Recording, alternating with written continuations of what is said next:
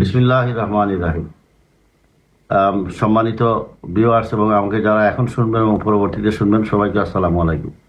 আমি আপনাদের মাধ্যমে দেশবাসী এবং সিলেটবাসী এবং যারা শুনবেন সবাইকে জানাতে চাচ্ছি এটা যে ইলিয়াস আলী সাহেব, নিখোঁজ ইলিয়াস আলী সাহেব সম্পর্কে গত দুদিন থেকে বিভিন্ন রকম পত্রপত্রিকায় এবং বিভিন্ন রকম নিউজ আসিতেছে, বিভিন্ন রকম গুজব আসিতেছে। এগুলা দেখে মানুষ বিভিন্নভাবে বিভ্রান্তিতে পড়েছেন, বিভ্রান্ত হচ্ছেন।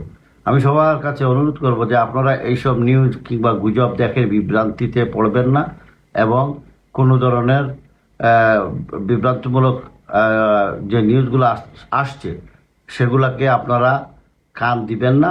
আমি তার পরিবারের সদস্য হিসাবে, আমি ইলিয়াস আলীর ভাই হিসাবে, আমি দেশবাসী এবং সিলেটবাসী এবং সকল মানুষ, ধর্মবর্ণের মানুষের কাছে বিনম্র অনুরোধ জানাবো যে আমরা এখনো আল্লাহর উপর ভরসা রেখে দৃঢ়ভাবে বিশ্বাস করি যে ইলিয়াস আলী একদিন আমাদের মাঝে ফিরে আসবে এবং আপনারা সবাই তাকে ফিরে পাবার জন্য আল্লাহর কাছে দোয়া প্রার্থনা রাখবেন। এই যে সমস্ত নিউজ এবং প্রপাগান্ডা আসছে, বিভিন্নজন বিভিন্ন রকম কথাবার্তা বলছেন ইলিয়াস আলীকে নিয়ে, কারো কথার সাথে কারো কোনো মিল নেই।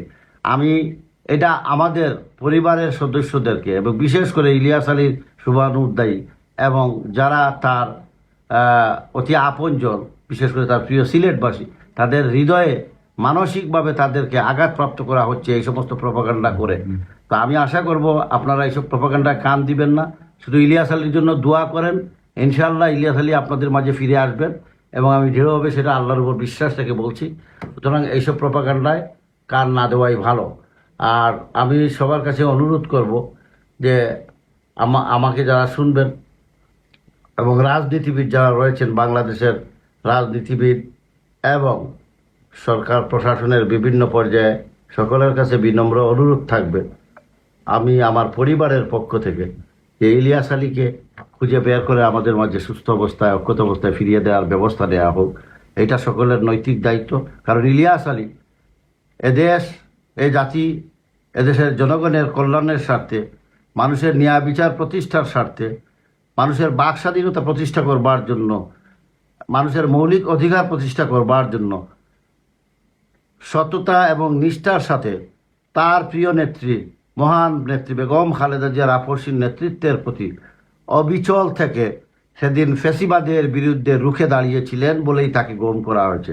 তিনি দেশের জন্য, দেশের জনগণের কল্যাণের জন্য আন্দোলন করতে যে গুম হয়েছেন।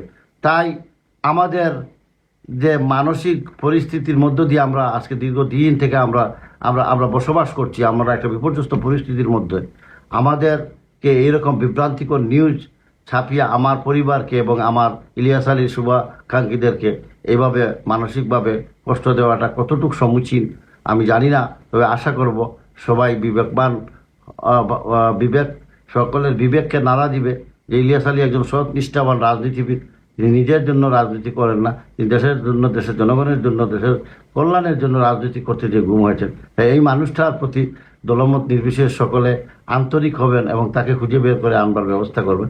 এই প্রত্যাশা, এই দাবি সিলেটবাসীর প্রাণের দাবি, বাংলাদেশের বিবেকবান মানুষের প্রাণের দাবি এবং বিশেষ করে আমি ইলিয়াস আলী পরিবারের সকলের প্রাণের দাবি যে ইলিয়াস আলীকে খুঁজে বের করে দেওয়া হোক। আমরা সকলের কাছে কৃতজ্ঞ থাকব এবং এই সমস্ত গুজবে কেউ কান দিবেন না। সবাই ইলিয়াস আলীকে ফিরে পাবার জন্য দোয়া রাখবেন। সরকার এবং সরকারের সকল প্রশাসন যন্ত্র এবং বাংলাদেশের সকল রাজনীতিবিদ, বিবেকবান রাজনীতিবিদ এবং বিশেষ করে মাননীয় প্রধানমন্ত্রী, আমাদের মহান নেতা জনাব তারেক রহমান সহ সরকারের বিভিন্ন পর্যায়ে যারা দায়িত্বে রয়েছেন, সবার কাছে বিনম্র অনুরোধ থাকবে আমরা মজলুম পরিবারের সদস্য হিসাবে বিনীত অনুরোধ করছি, আবেদন জানাচ্ছি যে ইলিয়াস আলীকে সুস্থ অক্ষত অবস্থায় খুঁজে বের করে তার প্রিয় দেশবাসী এবং তার প্রিয় সিলেটবাসীর কাছে ফিরিয়ে দেওয়ার ব্যবস্থা দেওয়া হোক। এই জন্য আমরা বিনীতভাবে অনুরোধ করছি এবং আমরা চিরকৃতজ্ঞ থাকবো সবার কাছে। আমরা কোনো কিছুই চাই না, আমরা শুধু ইলিয়াস আলীকে ফিরে পেতে চাই। এজন্য সকলের আন্তরিক সহযোগিতা আমাদের একান্তই কাম্য। ধন্যবাদ। আসসালামু আলাইকুম।